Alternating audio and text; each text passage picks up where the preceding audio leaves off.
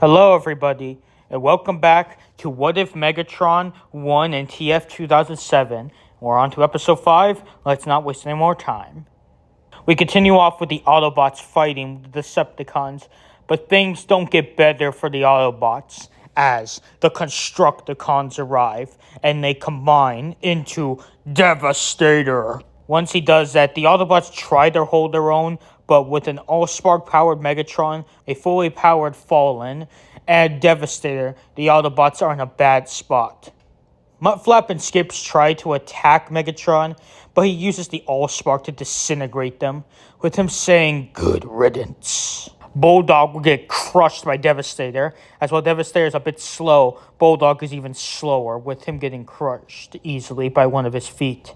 Alita 1 and Chromia are then killed by Starscream and Brawl. But at that moment when all hope seems lost, the Decepticons take fire, with Blackout and Brawl being killed as they are shot to death by Lockdown's ship as it arrives, with Lockdown and Quintessa inside. The Fallen sees this and so orders the Decepticons to destroy them, while in the ship, Quintessa orders Lockdown to land the ship, with Lockdown doing so, and then he opens the bay doors, with his mercenary army coming out. But they aren't alone, as they are joined by Infernicus and the 4 Dinobots, who are actually under Quintessa's control, just like she did to Optimus and Megatron and TLK.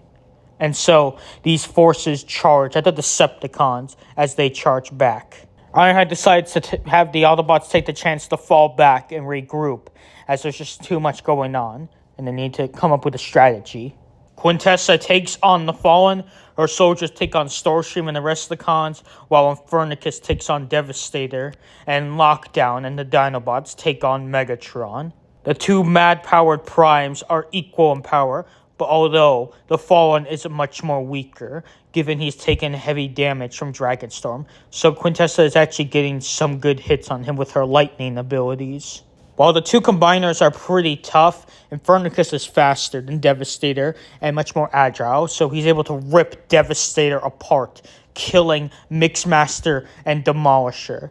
But the rest of the Constructicons uncombine after Devastator is ripped apart, and they gang up on Infernicus. And while he was good against the one single Titan combiner, he is not so good against the rest of them, as they all work together, as we see Scrapper using his claw to knock Infernicus to the ground, while the others start ripping and tearing at him. Thus, Infernicus uncombines, with the Infernicons trying to fight back, but they are quickly torn to shreds by the Constructicons.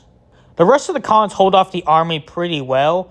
However, Stockade, Steer, and Sideways would be killed by the mercenary troopers, but by this point most of the mercenary troopers are being killed pretty quickly. Meanwhile, Megatron is being attacked on all fronts, as the Dinobots charge at him and do big damage, while Lockdown comes in doing fast, diligent attacks on him. But Megatron activates the All-Spark on full blast and fires a beam at them. And if you're wondering how he's able to do this, it's because since the All-Spark is in close proximity to the sun, especially with this desert heat, it's actually charging up the All-Spark. So he's able to use these beam attacks a lot more frequently than he was before. Soon he fires one of the bigger blasts at the Dinobots, with them tanking it, taking a little bit of damage. However, Strafe would be in the direct center of the blast, and they would be killed by the blast. Especially since they are the smallest of the Dinobots, so their armor plating isn't just as tough as them. This causes a change in the other Dinobots, as for a second, the sight of their fallen Dinobot dying breaks the mind control on them, and they start going out of control. However, Megatron takes this chance and fires at them again with another beam, which badly damages them, including giving Scorn a massive scar across his face visor.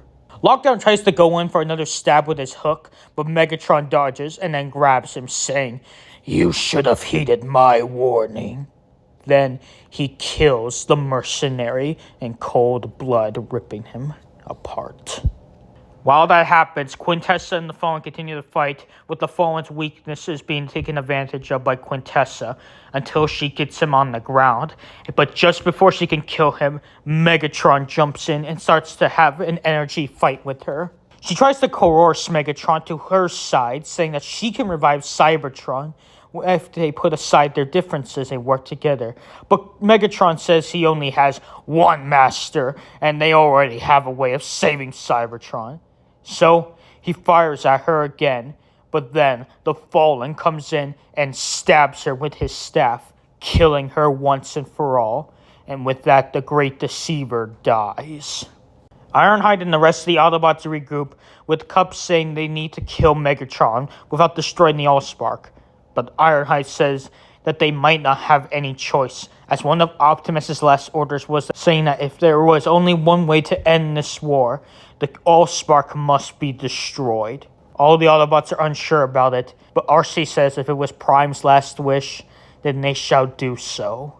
Meanwhile, while that happens, Grimlock and Slug charge at Megatron and the Fallen, as they are desperate for revenge. But the two of them are made short work of, as the Fallen teleports all around Slug, stabbing him with his staff until he can't stand, and then the Fallen decapitates him, killing the Dinobot. Grimlock transforms and fights Megatron, with him burning and thrashing him around as he is still much bigger than him, especially in Dinobot mode. However, Megatron has one scheme that's able to take down this Dinobot, as he can't shoot an Allspark beam since he's being thrashed around. So, he uses the Allspark to reanimate Straith and Slug's bodies into attacking Grimlock. Grimlock is forced to fight his undead friends, with Megatron taking the opportunity to fire more Allspark beams, while the Fallen also aids in attacking the King of Dinobots. This causes Grimlock to be unable to fight, as he is slowly but surely weakened down by all these attacks, leading to his death. The Fallen decides he's had enough, so he teleports to the top of the pyramid, and he begins activating the Star Harvester with the Matrix. The Autobots see, but are unable to stop him, so it is activated. In a blip moment, the sun has a beam shooting right towards it. And for a moment, everything seems quiet, until all of the light from the sun disappears, turning into energon that flows into the Allspark through the Star Harvester, causing another surge of Allspark energy to scatter across the globe. However, some of this energy goes within the Earth, and after a moment, a loud rumbling sound is heard, as if the roar of something waking up. But before they can investigate, a solar wave is coming towards Earth from the sun's destruction, which will most likely destroy the Earth and all life with it. So, Ironhide orders for a retreat, but Sideswipe asks where they're going to go. There's nowhere they can go. If the planet will be destroyed, they'll be destroyed with it. Ironhide looks around, and then he notices Lockdown's ship, seeing some of the mercenary survivors retreating to it. So he says to head inside, as it's the only way that they could get out of here is if they get off-world. So, all the Autobots aboard the ship one by one, with the mercenary troops not even bothering to fight them at the moment, since they just want to live. And so they get on and take off, getting away from Earth just in time before the solar wave can hit it, sparing them. Not everyone is lucky, as Simmons and the rest of humankind see this explosion, and they can't react, as they are all vaporized within a moment, with all life on Earth as well being destroyed, and the Earth itself seemingly destroyed in the process. However, the Decepticons survived the explosion, thanks to Megatron creating an Allspark force field, kind of like an animated. Also, side note, the Ark ends up getting destroyed by this blast as well, which means Sentinel Prime is killed. And if you're wondering why Megatron didn't wake up Sentinel, it's because he doesn't need Sentinel, as he has the Allspark and the Star Harvester that can produce Energon. And since the Allspark created Cybertron, it can be used to repair it. So he has no need for Sentinel and his pillars, or to use the humans as slaves. So Sentinel is left to die on the Ark, not even awaking to see this happen. After this explosion, the force field is brought down, but before the Fallen and Megatron are about to give their next orders, they see something unexpected that shocks all of them. A giant metal being is right where Earth used to be, with debris of the planet coming right off of this Titan. The Autobots see it from the ship, and are shocked, but Ironhide says they can't stay for long. So they turn the ship's hyperspeed on and they make their escape, flying away. Also, since all the humans were killed, Galvatron goes offline for the moment. The Decepticons are still staring at this monstrosity, but then it begins to move its arms, and a voice says, "I have awakened." The Fallen demands to know what this thing is, but the Titan says, "You shall demand nothing from me, worm, for I am the Chaos Springer, the Eater of Worlds. I am Unicron." But after he says that, Unicron looks to Megatron, and he senses the Allspark, with him even seeing it on his chest. Unicron then says that he has been in slumber for a long time, long before their time even, and now that he has the instrument of destruction he needs to destroy this universe.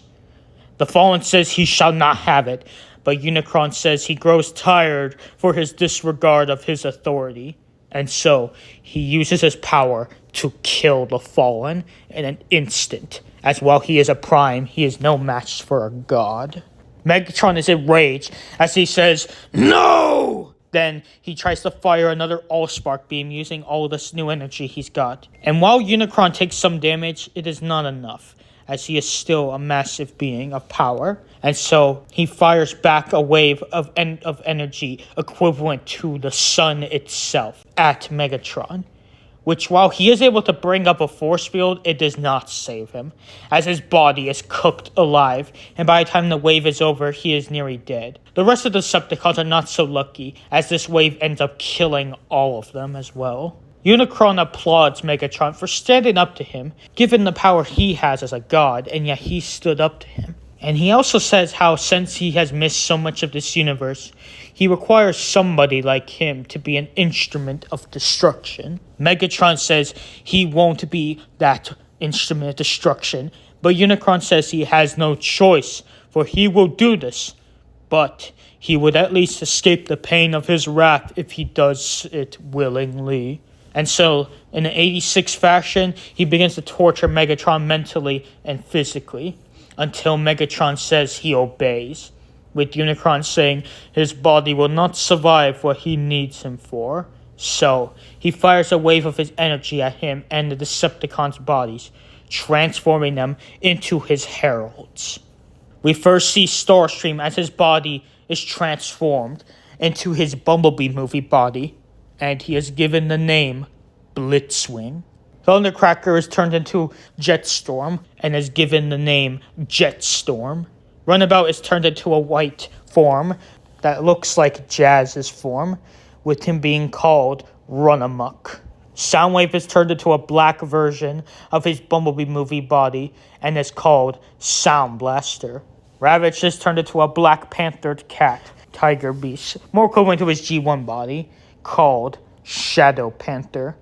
And the Constructicons are turned into the Seacons, Snaptrap, Overbite, Sea-Wing, Scholar, Tentakill, and Nutilator. And finally, Megatron is turned into his TLK form, with him being called Nemesis-Tron. After all the heralds awaken, Nemesis-Tron bows to his master, as he takes the Allspark from his chest and gives it to Unicron, with Unicron absorbing it, with it powering up his body, as he is given a much stronger form, with some of his G1 colors starting to shine through from the rust and decay. And so, with him fully powered, Unicron and his heralds make their way across the stars to destroy all life that exists. Meanwhile, the Autobots fully grasp the situation, with Ironhide feeling terrible that he failed, as Earth was destroyed, and now a new threat has arrived, and now more of his friends are dead. But then he stops thinking to himself like that, and says no, he can't think like that, as look at them, there are still many of his friends left. They have a ship, and they still have the staff, the only thing that has been seen to counteract the Allspark's power. So, Ironhide gathers the Autobots, and makes a speech about how they're not out for the count. They still can do this, and now they have access to space travel. They can find others, and thus can truly have a chance to win. The Autobots all cheer in agreement as they know that they can do this.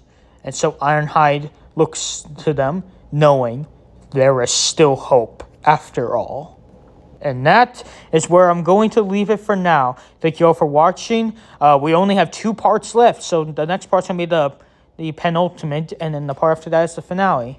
But yeah, I'm really hoping you're enjoying the story. But until next time, good day.